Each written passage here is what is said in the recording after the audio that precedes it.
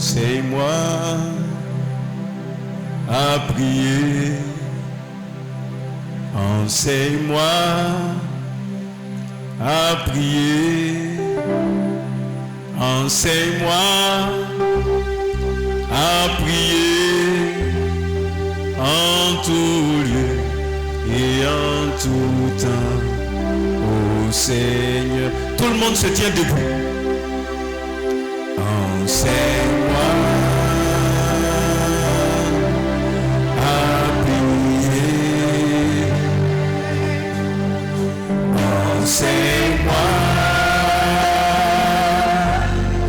à prier. Enseigne-moi à prier en tout lieu et en tout temps, ô Seigneur. Comme Moïse a prié, oh, enseigne-moi à prier. Comme Noé a prié, oh, enseigne-moi à prier. Comme Abraham a prié, oh, enseigne-moi à prier en tout lieu et en tout temps, ô Seigneur. Enseigne-moi à prier. Enseigne-moi à prier. Enseigne-moi. Enseigne-moi à prier. Enseigne-moi. Enseigne-moi à prier en tout lieu et en tout temps, ô Seigneur. Comme Abraham a prié, oh, enseigne-moi à prier. Comme Moïse a prié, oh, enseigne-moi à prier. Comme Noé a prié, oh, enseigne-moi à prier en tout lieu et en tout temps, ô Seigneur.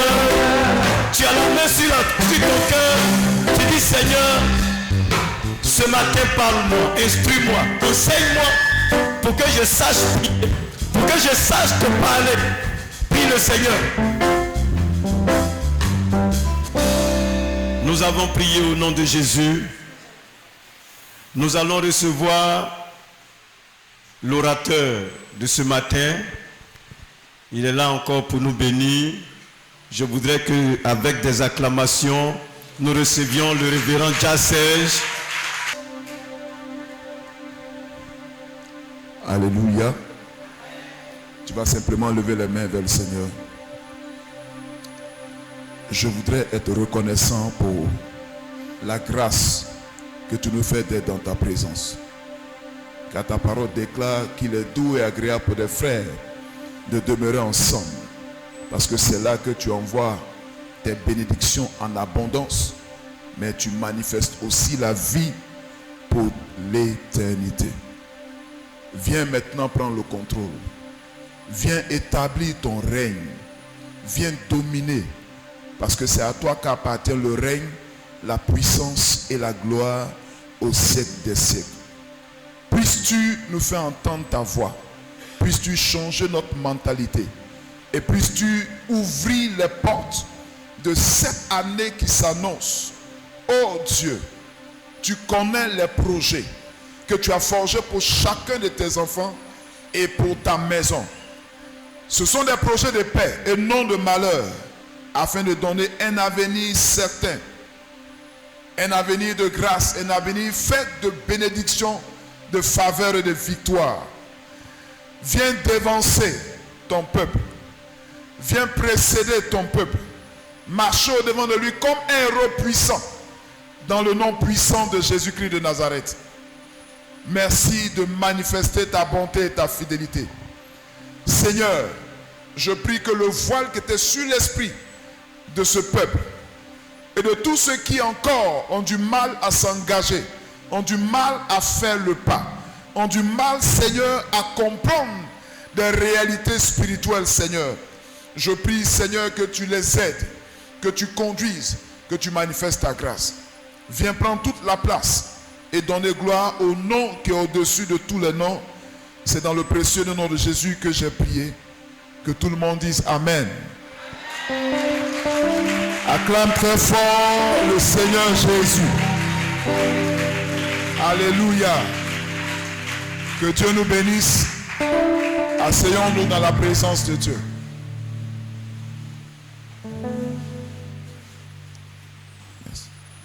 Je voudrais rendre gloire encore à l'Éternel pour cette occasion qu'il me donne de partager avec vous la parole de Dieu, la pensée de Dieu pour cet événement important qu'est Adorons sa Majesté ici dans cette communauté. Vous savez, à chaque communauté, à chaque maison, le Seigneur accorde une vision particulière, une vision spéciale. Et la vision que Dieu donne à son serviteur pour cette église, c'est ce temps que vous partagez dans la présence de Dieu qui est dénommé Adorons sa Majesté. Et c'est un temps important, c'est un temps d'alliance, c'est un temps qui vous permet de préparer des chemins. Alléluia. Je n'entends pas Amen. Alléluia. C'est un temps que Dieu permet pour vous, pour ouvrir des portes, préparer des chemins. Gloire à Dieu. Cela donne l'occasion à Dieu de marcher au-devant de vous et de préparer des chemins, préparer des espaces, préparer des territoires. Et quiconque prend ces moments au sérieux est béni. Alléluia. Et j'ai souligné au cours de la veillée que la particularité de ce programme en cette année dispose que le peuple de Dieu doit comprendre et réaliser que vous devez porter vos âmes, que vous devez changer votre mentalité, parce que le Dieu que vous adorez, que vous servez, n'est pas un Dieu faible, mais c'est un Dieu fort. La Bible dit qu'il est le Dieu puissant dans les combats. Alléluia. Et si réellement nous vivons avec ce Dieu avec qui nous sommes attachés, nous serons certainement un même esprit avec lui. La Bible déclare que Dieu certainement est un Dieu d'amour, mais il est aussi un feu dévorant. Alléluia. Et Dieu voudrait que nous aussi nous soyons amour. Alléluia. Mais que nous soyons aussi des hommes et des femmes qui soyons violents dans le spirituel. Notre but est de gagner le royaume de Dieu. Notre but est d'atteindre des objectifs que Dieu nous a assignés. C'est ça notre devoir. Notre but, c'est d'atteindre les objectifs que Dieu a établis. Et il dit, pour gagner le royaume de Dieu, il faut être violent. Alléluia. Donc l'Éternel, notre Dieu, est un Dieu de guerre. Il est un Dieu de combat. Quand nous lisons dans le livre de Juges, le chapitre 3, la Bible nous enseigne que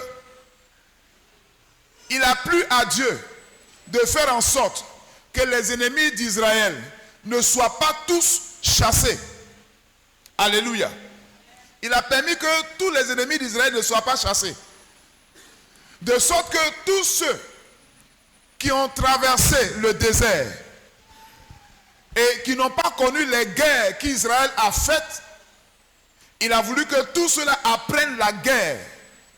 Alléluia. Il a voulu qu'ils apprennent la guerre afin qu'ils soient exercés au combat et à la bataille. Alléluia. Qu'ils soient exercés au combat, qu'ils soient exercés à la bataille.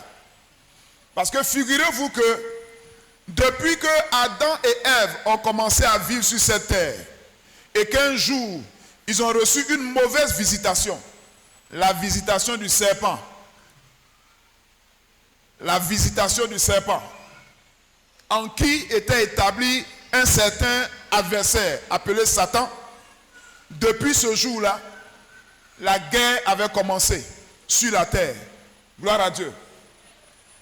La notion de guerre a d'ailleurs commencé dans les cieux, à partir du moment où le péché, où l'orgueil était monté dans l'un des éléments, des instruments importants dans la constitution du royaume de Dieu, à savoir Lucifer, c'est-à-dire l'ange de lumière.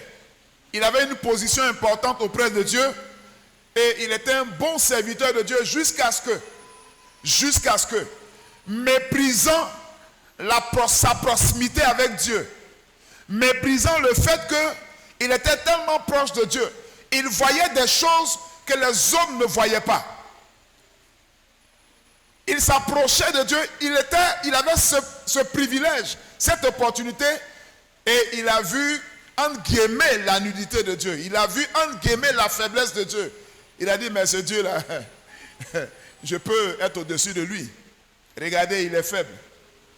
Et quand il a eu ces pensées, Dieu avait déjà établi qu'il chuterait. Alléluia. Il n'a pas eu besoin de parler, que Dieu savait ce qui était dans son cœur. Et la Bible dit, il a été précipité. Mais avant qu'il ne soit précipité, il y a eu une guerre dans le ciel. Il y a eu combat dans le ciel. Alléluia. Quand il a été précipité, la Bible dit que la terre que Dieu avait créée était devenue informe. La bataille est descendue sur la terre. La terre est devenue informe. Tout s'est gâté, tout s'est mélangé. Et c'est après que Dieu a dû restaurer, rétablir les choses. Alléluia. Donc la notion de guerre, la notion de combat, la notion d'adversité, ça a commencé d'abord dans le ciel. Et il a été annoncé au ciel que le malheur viendrait sur la terre. Malheur à la terre et à la mer, car le diable est descendu animé d'une grande colère. Pourquoi est-ce qu'il est animé de cette colère? Tout simplement parce que, selon le psaume 8, la Bible dit, qu'est-ce que l'homme pour que tu prennes garde à lui? Il est qui? Tu l'as créé de peu inférieur à Dieu et tu l'as établi sur toute la création. Et ces paroles-là sont des paroles qui venaient du cœur du diable. Pourquoi Dieu t'a créé, toi, homme, de peu inférieur à lui? Et il t'a établi sur tout. Et c'est pour cela que la Bible dit, dans Galates le chapitre 3, que aussi longtemps que l'héritier demeure un enfant, il n'est pas différent d'un esclave, parce qu'il est établi sur tout. Donc ton héritage, c'est tout ce que la terre renferme. Ton héritage, c'est tout ce qui constitue la terre, toutes les richesses, toutes les grâces, les royaumes, leur gloire, c'est pour toi. Alléluia. Donc Dieu t'a donné tout ça. Il t'a équipé de sagesse et d'intelligence. Il t'a donné le libre arbitre. C'est-à-dire, tu n'es pas un robot, mais tu es une personne comme lui, Dieu, capable de décider de ce qui est bon, de ce qui est agréable, de ce qui est parfait. Donc quand Satan vient devant Dieu pour dire, l'homme il est qui? Pourquoi lui tu l'as créé de peu inférieur à toi?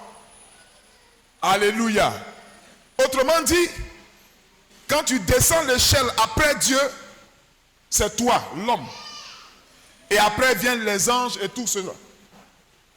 Donc quand il voit ça, il commence à mépriser l'œuvre de Dieu. Il commence à mépriser la pensée de Dieu. Il commence à mépriser la vision de Dieu.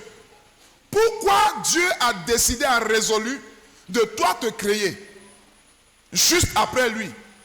Et que lui, qui est aussi important dans le règne de Dieu, il vienne en troisième position. Ou bien il vienne après. Donc pour combattre cette décision, il faut qu'il domine sur Dieu. Parce que les décisions que Dieu prend là, ce n'est pas intéressant. Lui, ça ne l'arrange pas. Comment Dieu, un Dieu aussi sage, aussi intelligent, peut prendre des décisions comme ça? Regardez l'homme, Dieu l'a mis dans la chair, dans la poussière. Or lui, il est brillant. Il est un as brillant. Il est revêtu de gloire. Comment un être aussi sale, fait de poussière, de chair, peut être supérieur à lui? C'est pas normal, lui ne peut pas accepter ça. Alléluia. La motivation de changer les choses, de créer le désordre, pensant qu'il est plus intelligent, plus sage que Dieu. Or, tout ce qu'il méditait, Dieu était au courant de toutes ces choses. Alléluia. Parce que Dieu est esprit. Et Dieu l'a créé esprit.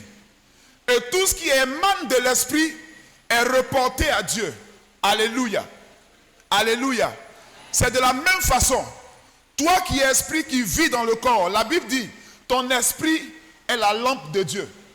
Donc tout ce que tu as dans tes pensées, tout ce que tu penses dans ton cœur, c'est reporté à Dieu, c'est rapporté à Dieu par son esprit qu'il a mis en toi. Donc tout ce que Satan est en train de méditer, c'était rapporté à Dieu. Donc Dieu savait tout ce qu'il faisait. Mais Dieu attendait le moment opportun pour le chasser. Parce que là où Dieu est, c'est la liberté. Là où Dieu règne, c'est la sainteté. Là où Dieu règne, le péché ne doit pas subsister là-bas. Il a été précipité. Donc l'occasion lui a été donnée. Le terrain lui a été donné maintenant. Puisqu'il n'a pas pu changer la tête pour changer tout le système, il descend, il trouve son adversaire, son ennemi premier. Je veux dire à quelqu'un parmi nous ce matin, Satan ne t'aime pas et il ne t'a jamais aimé. Il faut dire à celui qui est à côté de toi, Satan ne t'aime pas, il ne t'a jamais aimé. Ce n'est pas sur la terre ici qu'il a commencé à te haïr. Déjà dans le ciel, il avait déjà commencé à te haïr.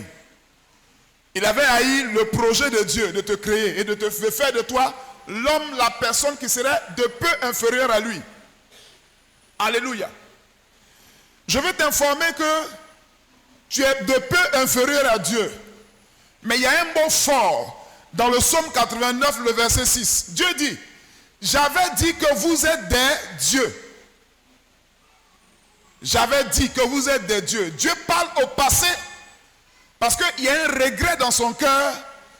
Parce que celui qui l'a créé, Dieu, malheureusement, il est tombé à cause du péché, à cause de la rébellion. Alléluia.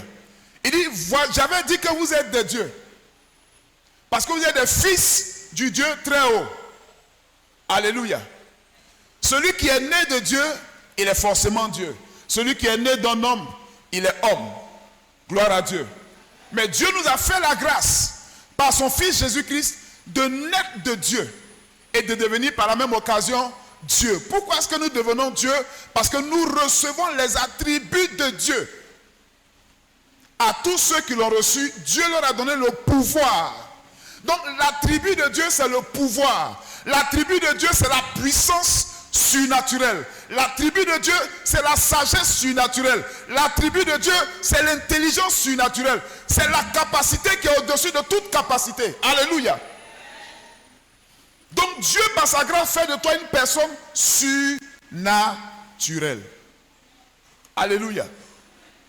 J'avais dit que vous êtes des dieux. Mais voici, vous êtes tombés comme des hommes. Vous êtes tombés comme quoi? Comme des hommes.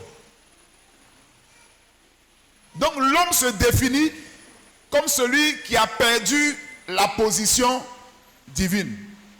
Alléluia. Alléluia. Gloire à Dieu. Vous êtes tombés comme des hommes, comme les moindres, les gens qui ne sont rien aujourd'hui. Mais qui est responsable de ça?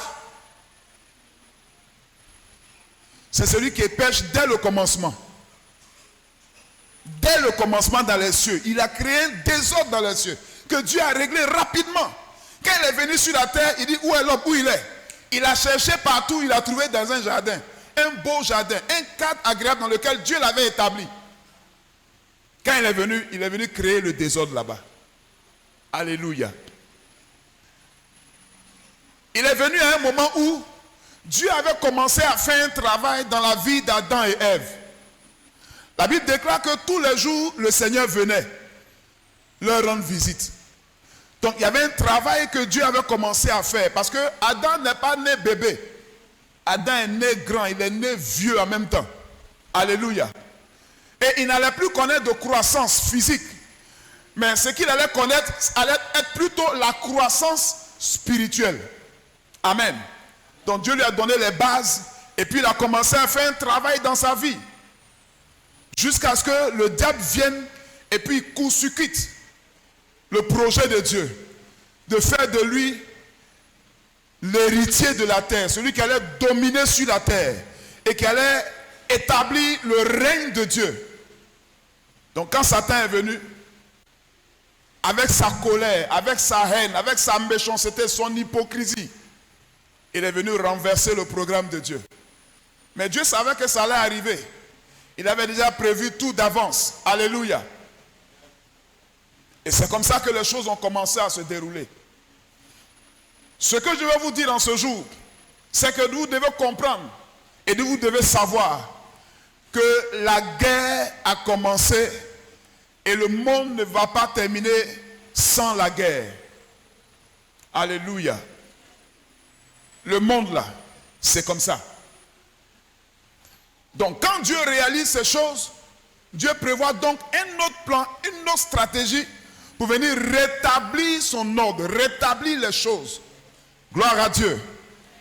C'est pourquoi dans le livre d'Apocalypse, il prévoit quelque chose de fort et de puissant.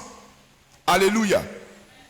Dans le livre d'Apocalypse 12, la Bible dit que Dieu recherchait quelqu'un.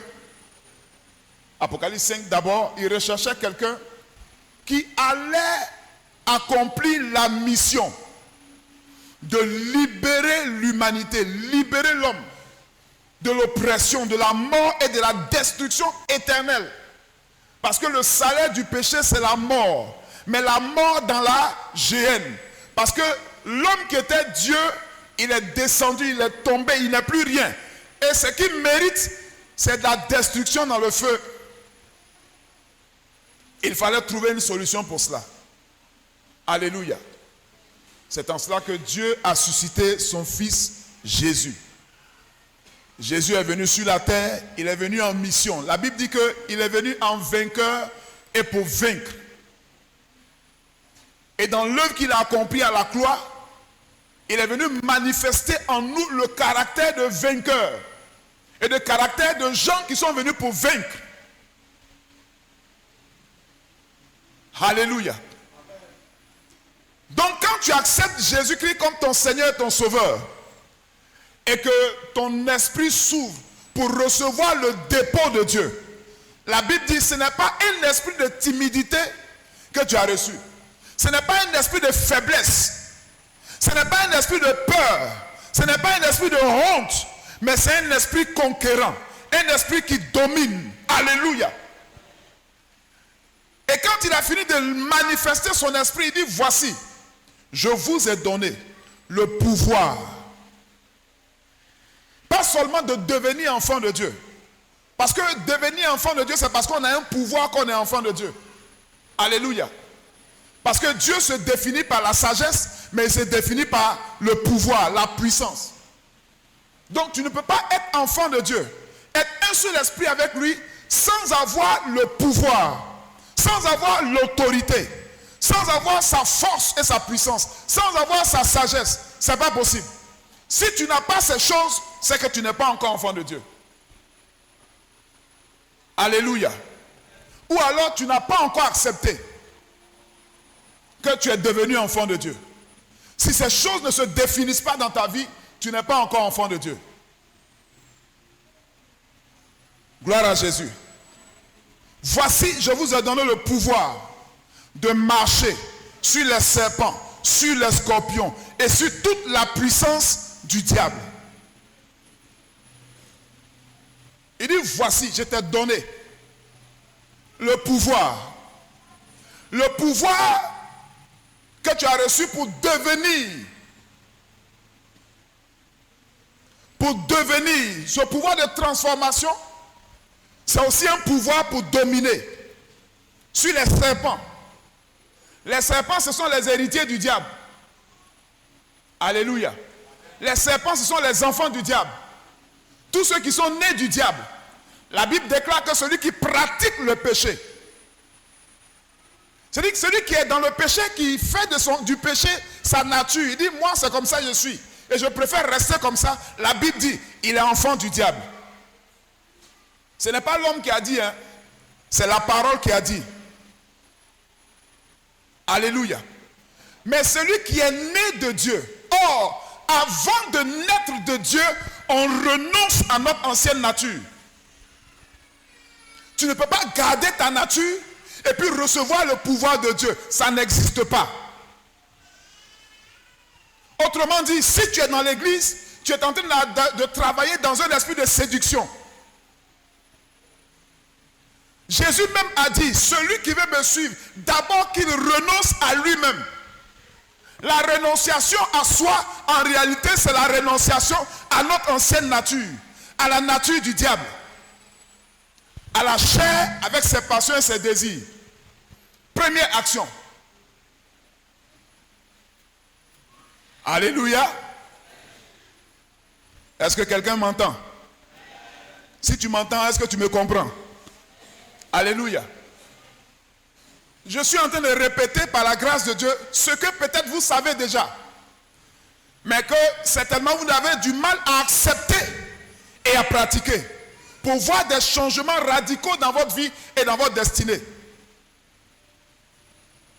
Il dit celui qui est né de Dieu, c'est-à-dire qui a accepté Jésus comme son Seigneur et son Sauveur, qui a reçu le pouvoir de devenir enfant de Dieu, il a reçu une onction. Alléluia. Tu as reçu une onction. Tu as été oint.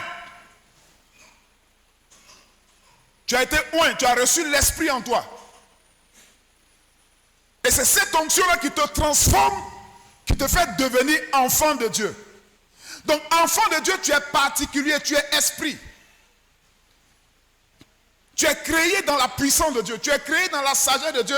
Tu es façonné dans la grâce de Dieu. Il leur a donné le pouvoir de devenir enfant de Dieu. Donc celui qui est né de Dieu, qu'est-ce qu'il ne fait pas? Il ne pratique pas le péché. Il ne vit pas dans le péché. Il ne mange pas le péché. Pourquoi? Parce que la nature de Dieu est en lui. Le pouvoir là, c'est la nature de Dieu. La capacité de Dieu est en lui. La grâce de Dieu est en lui. La semence de Dieu est en lui. Et il ne peut péché. Donc cette nature, cette semence de Dieu vient briser le pouvoir du péché. Alléluia. Ça tue en toi la nature du diable. Ça te sépare du diable. Parce que autrefois, on était fils du diable parce qu'on pratiquait le péché. On ne connaissait même pas la justice. On pensait que ce qu'on faisait était normal, c'était juste. On vivait à l'aise dans ces choses. Jusqu'à ce que la lumière brille. Et qu'on constate qu'en réalité, les ténèbres ne sont pas notre environnement. Les ténèbres, ce n'est pas notre environnement. En réalité, la lumière est notre environnement parce que nous avons été créés par la lumière. Alléluia.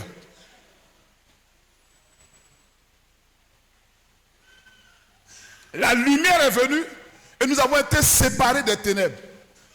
Donc désormais, c'est dans la lumière que nous vivons. Pour la lumière, et nous vivons. Par la lumière que nous vivons. Alléluia. Est-ce qu'on est ensemble? Est-ce qu'on est ensemble? Donc celui qui est né de Dieu, celui qui a Jésus-Christ dans sa vie, il ne peut pas pécher. À cause de quoi?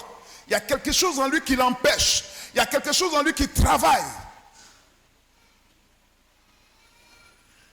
Et 1 Jean le chapitre 3, le verset 8 nous dit quoi? Que le Fils de Dieu, il est venu pour détruire les œuvres du diable. Quand le Fils de Dieu vient en nous par son esprit, il vient faire un travail de destruction de la nature du diable, de la chair avec ses passions et ses désirs. Afin que nous soyons tout entiers à Dieu pour servir Dieu, célébrer Dieu et être de vrais adorateurs. Ceux qui adorent le Seigneur en esprit et en vérité. Alléluia. Et à partir de ce moment, le règne de Dieu s'établit. La gloire de Dieu s'établit. Dans ce qu'on a appelé son église.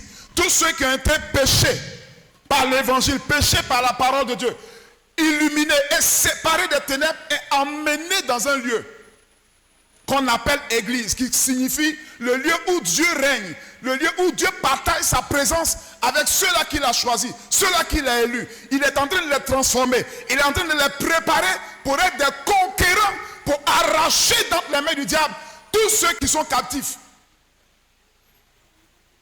et récupérer ce qui appartient à l'Éternel. Nous avons une mission. Tu as une mission. Alléluia. Il faut que vous sachiez cela. Que Dieu vous a créé pour un but. Le but que Dieu a fait, le but que Dieu a établi pour votre vie, ce n'est pas vous venir avoir maison, ce n'est pas vous venir avoir château, ce n'est pas vous venir vous marier. Mais il y a un but important. Le reste, toutes ces choses-là, c'est des accessoires. Alléluia.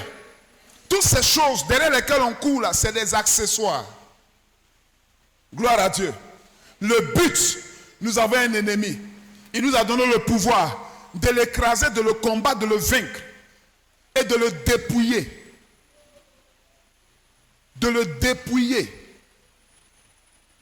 Amen. Jésus est venu, son sacrifice à la croix, vaincre Satan et le dépouiller. Gloire à Dieu. Tu dois savoir une chose. Jésus s'est dépouillé, de riche qu'il était, pour que toi tu sois riche. Donc là où tu es assis là, tu es déjà riche. Il faut que tu le saches. Tu es déjà riche, tu es déjà béni. Dieu t'a béni de toutes sortes de bénédictions dans les lieux célestes en Jésus-Christ de Nazareth. Donc si tu es vraiment en Jésus, tu dois savoir que Dieu t'a béni de toutes sortes de bénédictions. Tu es riche. Donc, ne limite pas la main de Dieu par la course à la richesse, par quoi que ce soit. Mais quand Dieu te donnera une opportunité d'avoir de l'argent, de l'or ou quoi que ce soit, ça sera pour travailler à la conquête, à gagner les âmes. À gagner du territoire pour le royaume de Dieu. Alléluia. Tu n'es pas n'importe qui. Il faut que tu changes ta pensée, il faut que tu changes ta mentalité. Tu n'es pas n'importe qui. Tu es né pour servir Dieu et pour vaincre à la gloire de Dieu. Alléluia.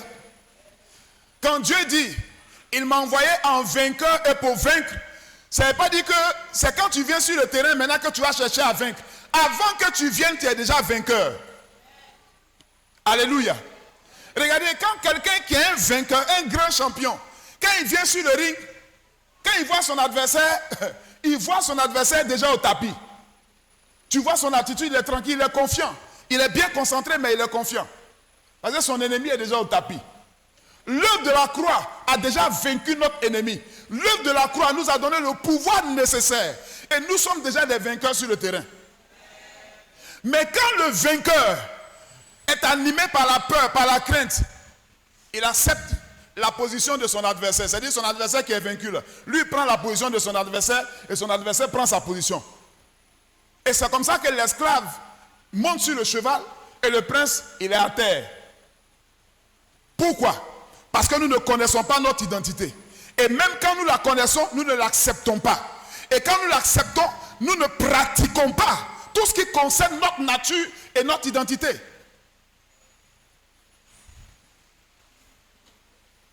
Tout est déjà là, tout est déjà établi. Mais la seule chose qui active la manifestation du règne de Dieu, c'est l'obéissance. C'est l'obéissance à la parole et aux instructions que te donne l'Esprit de Dieu. Tant que tu seras rebelle, tu es esclave. Tant que tu seras désobéissant, tu es esclave.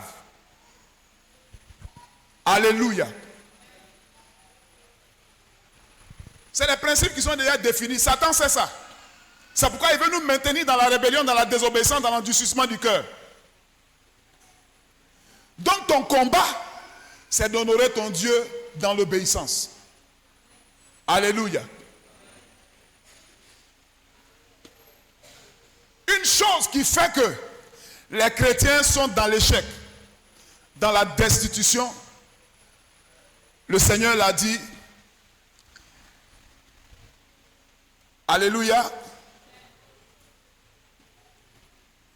Dieu donne une parole pour dire, pour définir comment est-ce que nous avons vaincu le diable.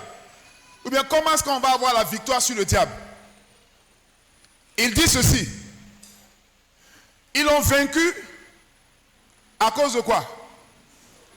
À cause du sang de l'agneau. Est-ce que le sang de l'agneau là c'est ton sang? Est-ce que le sang de l'agneau c'est notre sang? C'est le sacrifice de notre Père, notre Dieu. Ils l'ont vaincu à cause de quoi? À cause de la parole de leur témoignage. Alléluia.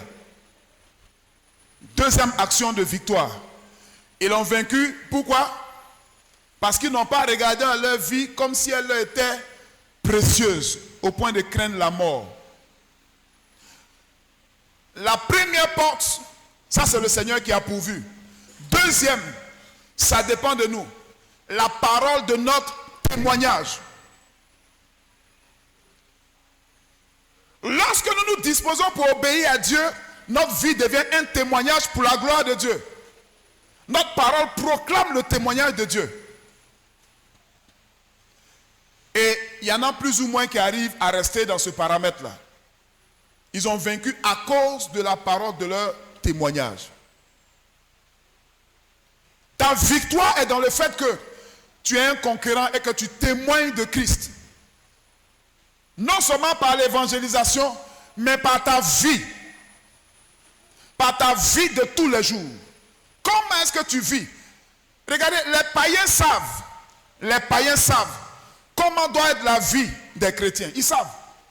Et c'est pour cela que certains, parce qu'ils ne sont pas encore prêts, ils ne sont pas encore prêts à venir à l'église. Parce qu'ils savent que quand ils viendront à l'église, il ne va plus boire, il ne va plus chercher femme, il ne va plus droguer, il ne va plus faire certaines choses.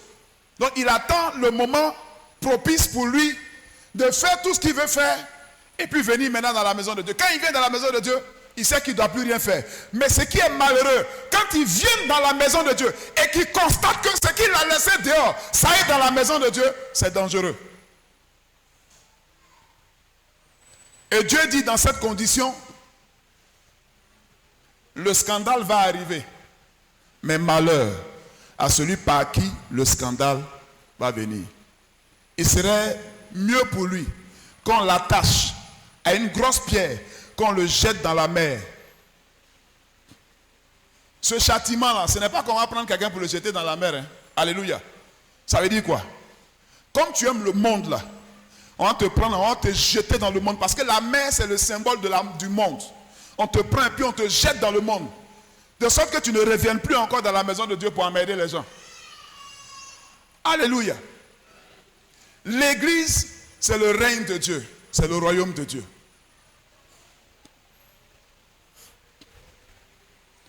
Amen. Je sais que vous êtes fatigués. Une semaine de célébration. Mais ouvre ton oreille et entends ce que l'Esprit dit à son église ce matin. Alléluia. Donc comprenez, la parole de leur témoignage. Ta vie doit témoigner de Christ. Jésus même a dit, celui qui m'a vu, a vu qui? A vu le Père. Celui qui m'a vu a vu le Père.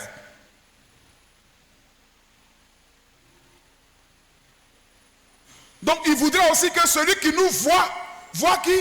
Voit Christ. Le voit lui. Mais lorsqu'on te voit, est-ce qu'on voit Jésus? Est-ce que c'est l'image de Christ? Paul a eu à dire aux Corinthiens, il leur a dit, vous êtes manifestement une lettre de Dieu écrite au monde par le Saint-Esprit. Autrement dit, chaque fois que tu vis, c'est une lettre, c'est un message qui est adressé aux païens, qui est adressé à ton collègue de service, qui est adressé à ton voisin, à ta voisine, qui est adressé à ton entourage, qui est adressé au monde entier. Ta vie est une lettre et c'est l'Esprit de Dieu qui est en train d'écrire. Mais est-ce que on lit l'évangile de Jésus à travers ta vie, dans ton langage, dans ton comportement?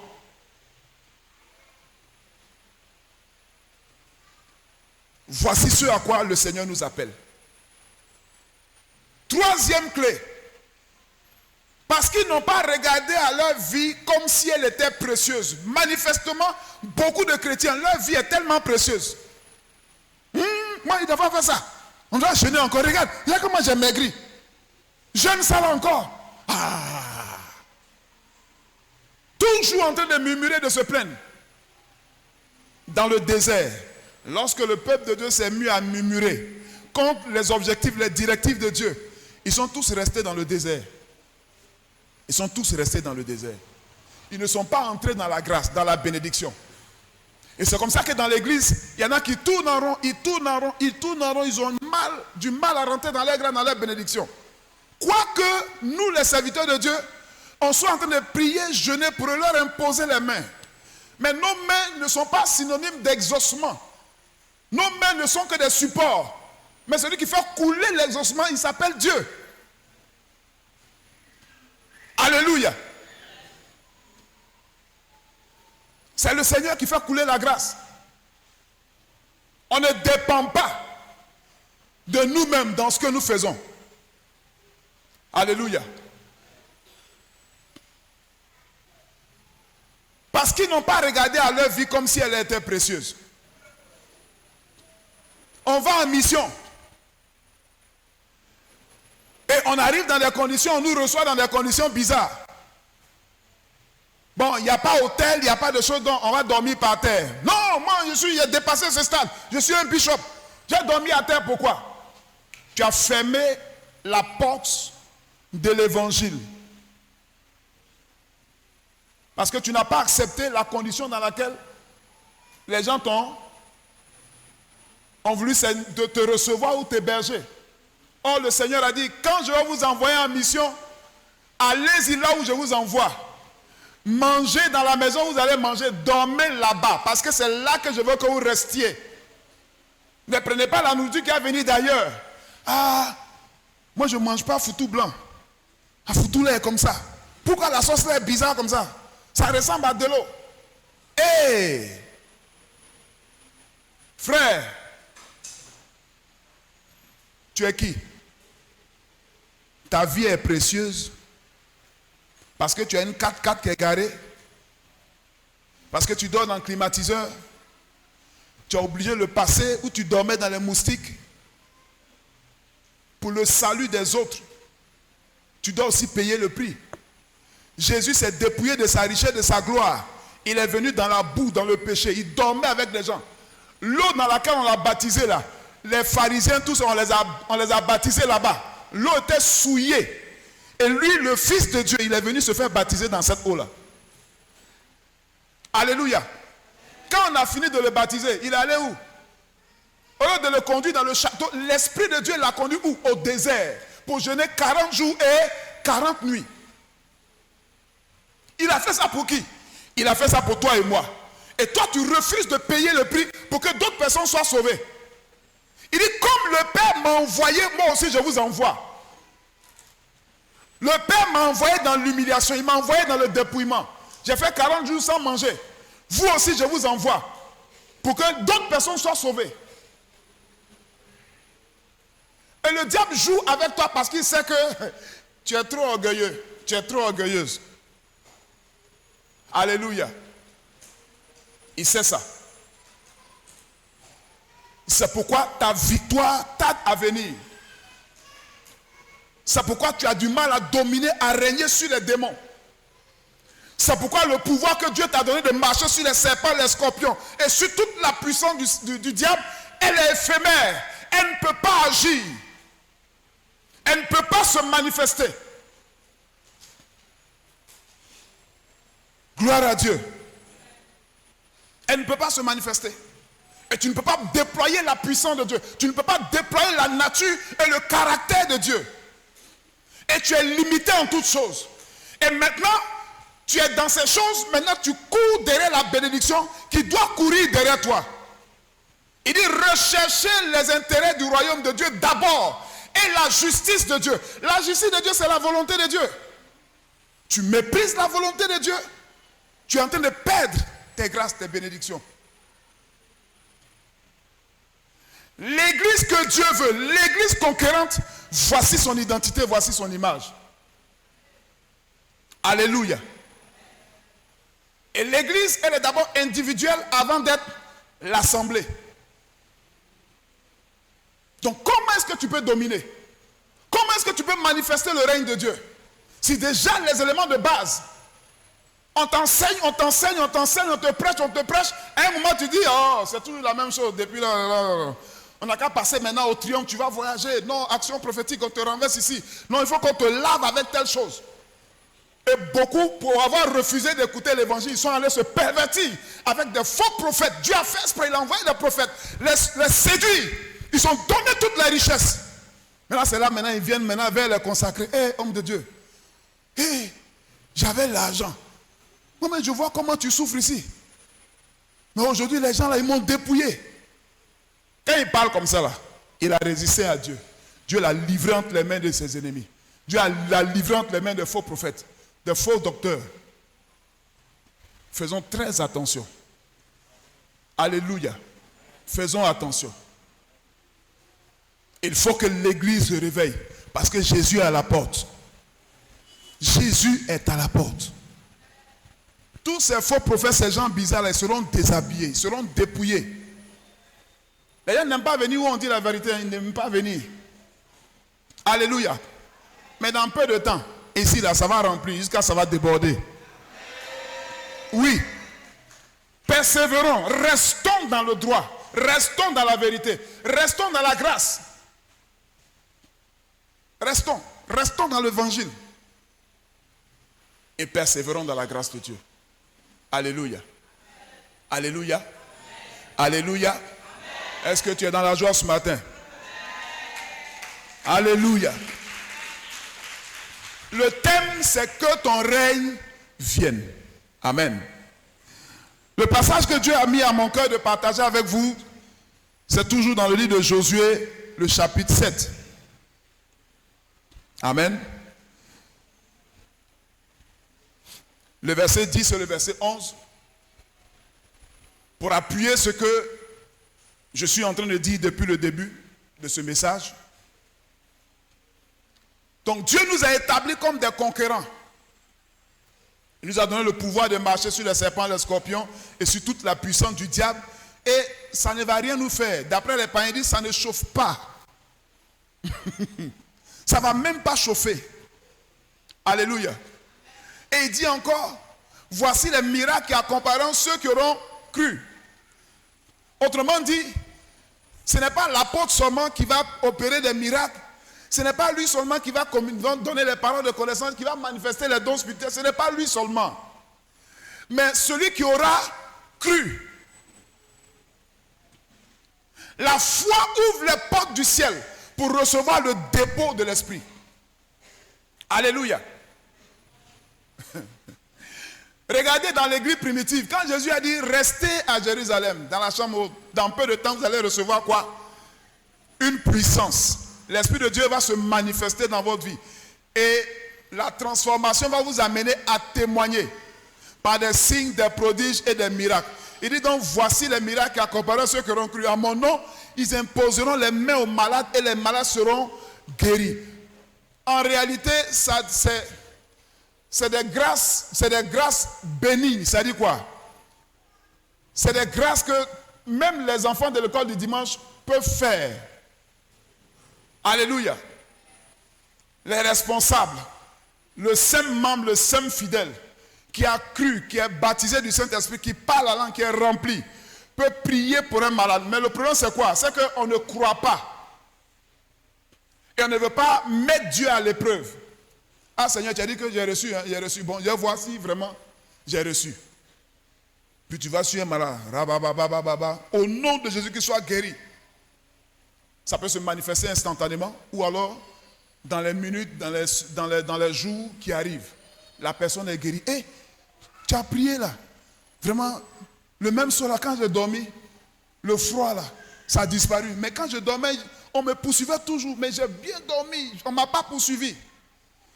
Tu te fortifies, tu dis, ah, gloire à Dieu, ça marche. Évidemment, ça marche. Pourquoi? Parce que tu as cru. Ta foi active la grâce que Dieu a mis en toi. La peur que tu as, le doute que tu as va tuer la grâce de Dieu. Et tu ne vas plus manifester ta nature d'enfant et de fils de Dieu. Tu vas vivre une vie chrétienne stérile. Alléluia. Parce que ça doit t'accompagner, ça doit te suivre. Cette grâce-là doit te suivre. Amen, amen. Josué chapitre 5, verset 10, verset 11. Voici ce que le Seigneur dit à Josué.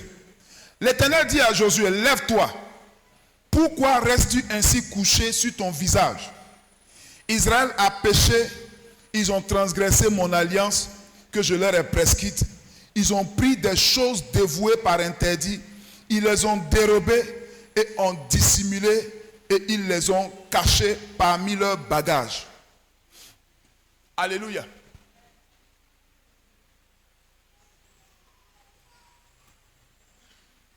Le peuple d'Israël, après 40 ans dans le désert, Dieu dit, bon, maintenant entrez. Tous ceux qui n'ont pas cru, qui ont contesté avec Dieu, qui ont résisté, eux tous sont restés dans le désert. Vous voyez, Dieu, il est rancunier. Alléluia. Malgré le fait que Moïse soit venu devant Dieu pour dire, Dieu, tu as décidé de les détruire parce qu'ils ont péché contre toi. Si tu veux les détruire, il faut me détruire à leur place. Dieu a dit, Moïse, j'ai fini avec ceux-là. Et puis avec toi, je vais commencer une nouvelle race. C'est-à-dire que ce qu'il avait fait dans le déluge là, il voulait faire ça avec Moïse. Moïse dit, non, je ne veux pas. Si tu veux, il faut me supprimer. Il dit, bon d'accord, c'est pas grave, retournez. Alléluia. C'est pas grave, retournez. 40 ans dans le désert là, tout ce peuple qui a murmuré, sauf Caleb et Amen, comme Caleb et Josué. Alléluia. Tout le monde est mort dans le désert. Tout le monde. Même Moïse n'est pas entré à Canaan. Même Moïse n'est pas entré à Canaan. Alléluia. Ça pour vous dire quoi? Si tu t'opposes aux intérêts de Dieu, tu es un ennemi de Dieu. Les intérêts du royaume, la gloire de Dieu, pour que Dieu manifeste sa gloire, tu t'opposes, tu résistes. Il a laissé tomber. Mais le programme qui arrive là-bas, la gloire qui arrive là-bas, tu ne rentres pas dedans. Alléluia. Dieu est fidèle. Il a précipité Satan et il a condamné Satan. Satan sait qu'il a condamné, qu'il est condamné. Donc il fait tout pour ne pas aller dans la condamnation tout seul. Donc il séduit tout le monde. Tous ceux qui sont des rois, des princes, il les fait chuter, ils deviennent des hommes, rien. Et puis il les manipule pour les emmener dans le feu de la géhenne. Alléluia. Donc c'est Caleb et Josué seuls. Et la descendante de tous ceux qui sont morts dans le désert, c'est ceux-là qui sont venus posséder Canaan. C'est ceux-là qui sont venus posséder Canaan. Et regardez la grâce qu'il y a dans le fait d'être fidèle à Dieu. Quelles que soient les circonstances, quel que soit ce que nos yeux voient, ils ont gardé la parole de Dieu dans leur cœur. Et la parole qu'ils ont gardée, cette alliance-là les a rajeunis. Au point où Caleb dit, Josué, tu sais, quand Moïse était encore là, c'est nous qui sommes allés donner le bon témoignage qui a plu à Dieu. Mais les autres se sont levés pour s'opposer. Et tous sont morts. Mais nous deux, on est restés vivants. Mais regarde, à 80 ans, tu me vois, je suis âgé à 80 ans. Mais j'ai la vigueur de mes 40 ans. J'ai encore la vigueur de mes 40 ans. Vous savez ce que signifie le nom de Josué? de Caleb. Qui connaît le nom de Caleb? Qu'est-ce que ça signifie? Le nom de Caleb signifie chien. Or, quel est le rôle d'un chien? Un chien, c'est un suiveur. Un chien suit son maître. Son maître le chasse. Va à la maison. Il court derrière lui. Or, pour avoir suivi son maître, quelle que soit la tempête, quelles que soient les circonstances, il est resté fidèle. C'est pour ça qu'on qualifie le chien d'animal de compagnie, d'animal fidèle. Alléluia. Quand le chat est là, le chat sent qu'il y a un malheur qui arrive. Il s'éclipse, il se cherche. Dieu veut que nous ayons la nature de Caleb, des suiveurs, ceux qui le suivent. Pas ceux qui suivent un homme, mais qui le suivent, lui l'Éternel. Alléluia. Il a dit à Pierre, suis-moi et je ferai de toi gagneur d'âme, pêcheur d'âme. Mais Pierre dit, mais attends, Seigneur, nous on a tout laissé pour te suivre. Il dit, personne qui a tout abandonné pour me suivre. Tout ce que tu as laissé là, tu vas avoir ça au centuple. Avec la persécution, non seulement tu as le royaume de Dieu, mais ce que tu as perdu là, tu as ça. En multiplication. Donc le peuple d'Israël, il rentre. Il rentre en conquête, il commence à faire la guerre. Ils ont mené la bataille. Et avant de combattre Jéricho, ils sont restés à Gilgal. Et il y a eu la deuxième circoncision. Parce que Dieu voulait se rassurer qu'ils avaient reçu, ils étaient rentrés dans l'alliance. Ils avaient accepté Jésus comme leur Seigneur, leur Sauveur personnel. Donc on a circoncis tous ceux qui n'étaient pas circoncis. Gloire à Dieu. On a circoncis tous ceux qui n'étaient pas circoncis. La circoncision, c'est la base, le fondement de l'alliance avec Dieu. Quand tu n'es pas né de nouveau, ta vie ne peut pas glorifier Dieu. Tu ne peux pas obéir à Dieu. Tu ne peux pas faire la volonté de Dieu. Tu ne peux pas accomplir les œuvres de Dieu. C'est compliqué. Malheureusement, aujourd'hui, dans l'église d'aujourd'hui, du 21e siècle, à l'heure où on est là, il n'y a pas de convertis. Son pasteur, il n'y en a pas. Son chrétien, il n'y en a pas. Son fidèle, il n'y en a pas. C'est rare.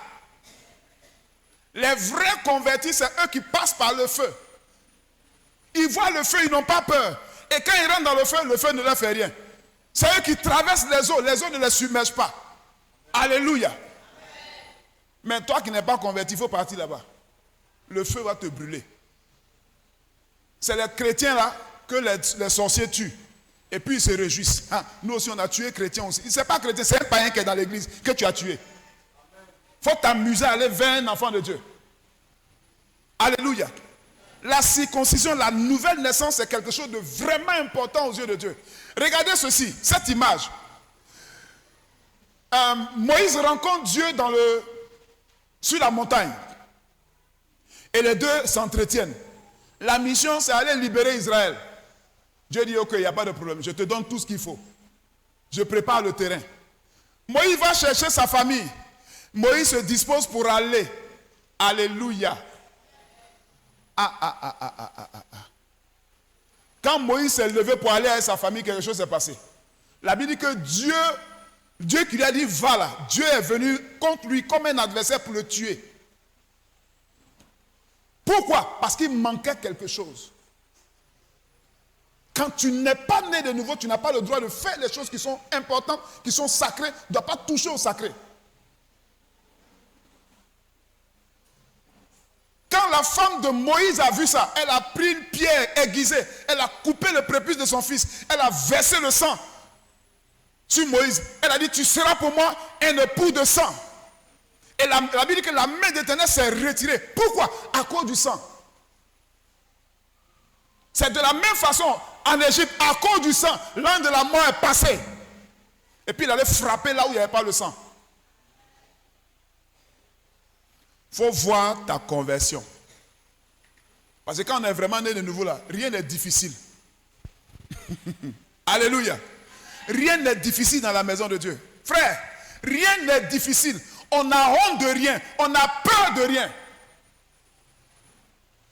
Ah, quand il prêche, il vous rend toujours son témoignage. On vous rend toujours notre témoignage. Ce qui est vrai pour nous sera aussi vrai pour vous.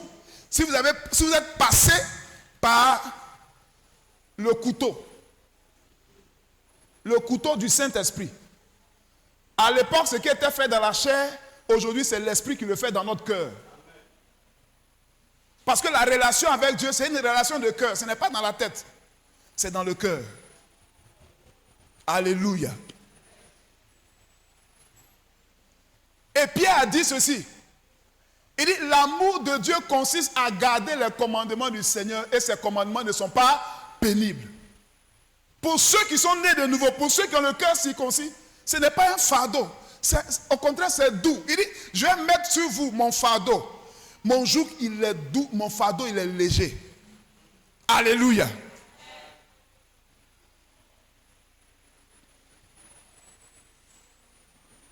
Peuple de Dieu, je vous interpelle. Parce que le temps va venir où Dieu va descendre dans l'église. Il va frapper terriblement. Alléluia. Il va frapper terriblement. Il faut que les cœurs soient réellement circoncis. Alléluia. Quand les cœurs ont été circoncis, Dieu a dit quoi? Il dit, j'ai roulé de dessus vous l'opprobre de l'Égypte.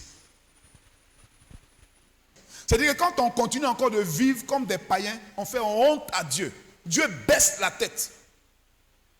Mais Dieu ne va pas avoir la tête baissée pour toujours. Hein. Parce qu'un jour, il va frapper, il va agir.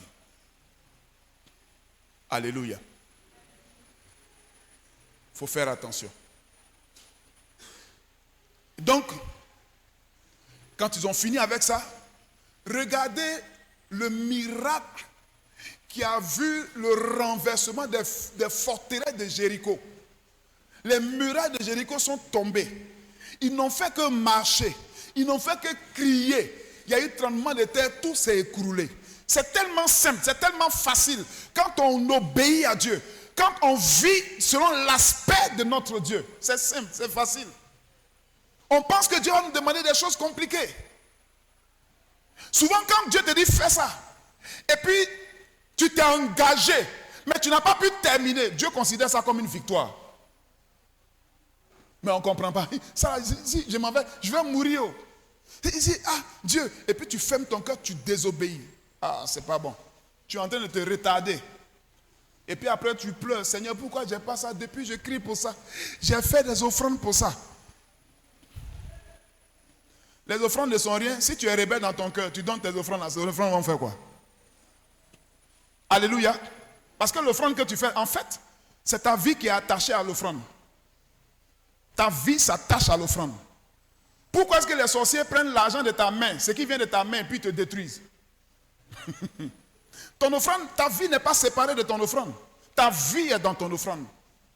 Ta façon d'adorer est dans ton offrande. Alléluia. Tes murmures, là, c'est dans ton offrande. Ta rébellion est dans ton offrande. Tout vient dans ton offrande. Donc sanctifie-toi. Il faut que tu sois réellement converti. Et tu vas voir, Dieu va faire une bonne lecture de ta vie à travers ton offrande. Alléluia. Les murs sont tombés. Dieu a donné des instructions.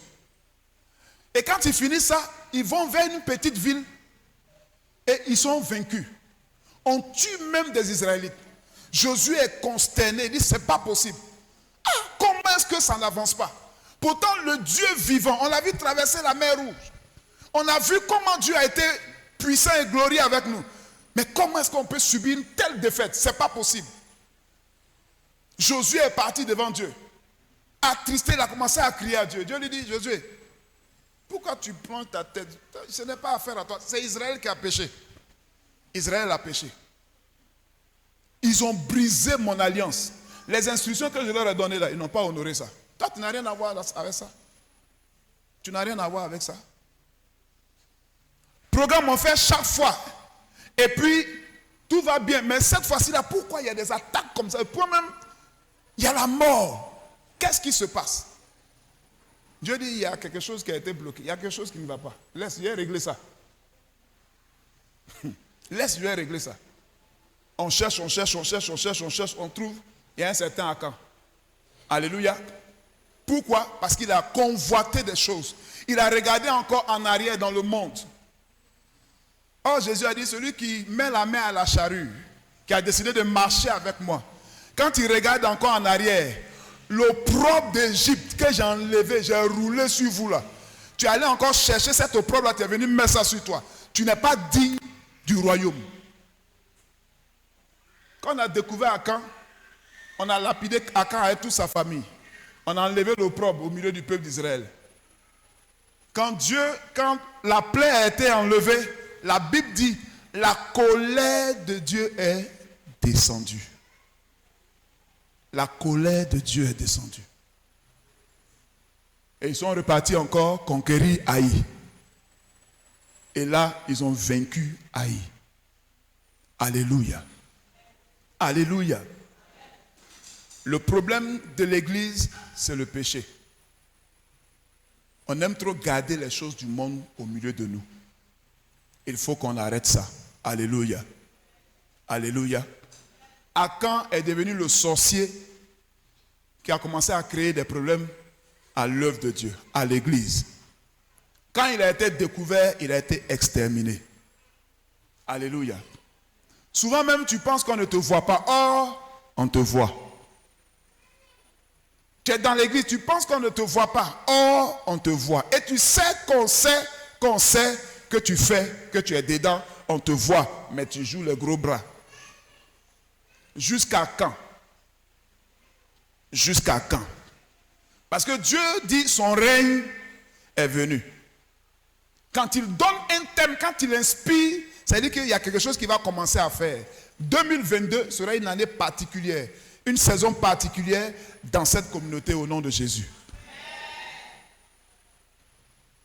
Donc s'il y a un Akan qui ne veut pas se convertir, qui ne veut pas se repentir, il n'a qu'à se repentir. Je demande pardon, il faut te repentir, change. Alléluia. Parce que quand Dieu pense en termes de communauté, il pense en termes d'unité. Quand une seule personne n'est pas d'accord, ça crée problème. Maintenant, si tu n'es pas d'accord, il faut affirmer haut et fort. Maintenant, si tu n'es pas prêt, que tu veux être en scandale, au lieu que ce soit Dieu qui t'attache à une meule pour te jeter dans la mer, toi-même, il faut partir dans la mer. Alléluia. C'est mieux pour toi. Alléluia. La maison de Dieu, ce n'est pas le lieu où on vient s'amuser, plaisanter. On ne s'amuse pas ici. Il y a le temps encore pour s'amuser quelque part d'autre. Alléluia. Dans toutes les églises qui consacrent Dieu, qui honorent Dieu, il y a un ange qui est là, il est établi. Il y a un ange qui est établi. Mais là où on ne glorifie pas Dieu, il n'est pas là-bas. Hein? Il n'est pas là-bas. C'est des démons qui sont établis là-bas. Alléluia. Nous avons la grâce d'avoir la présence de l'ange de Dieu. La Bible dit, écrit à l'ange de Thyatire, écrit à l'ange de choses. C'est un ange. Alléluia. Après ça, on peut interpréter le leader de l'église comme l'ange aussi. Donc il y a deux interprétations. Alléluia. Voilà. Donc bien aimé, on vient de finir Adorons sa majesté 2021.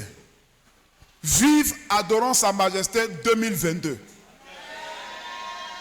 Mon message ce matin, ce n'est pas pour qu'on acclame, qu'on saute. Alléluia, prêche. Je te dis, ce que je te dis, ça vient du cœur de Dieu. Alléluia. Et j'espère que tu as compris et que tu as enregistré. Mon but est que Dieu te bénisse. Que tu sois un instrument qui contribue à la gloire et au règne de l'Éternel. Que tu te lèves, tu brilles dans ta famille, tu brilles partout. Par la grâce de Dieu. Alléluia.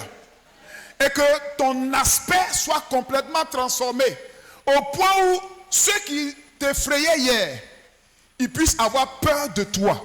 Alléluia. Que les témoignages que j'ai rendus, que ce ne soient pas des témoignages seulement propres à moi. Parce que toi aussi, tu dois vivre des témoignages à la gloire de Dieu. Oui, il faut que tu vives des témoignages. Mais tu ne peux pas vivre des témoignages si tu as encore des interdits dans ta vie. Il faut faire sortir tous ces interdits-là. Il faut que ton cœur soit circoncis. Parce que Dieu ne travaille pas avec ceux dont le cœur n'est pas circoncis. Alléluia. Il faut que ton cœur soit circoncis.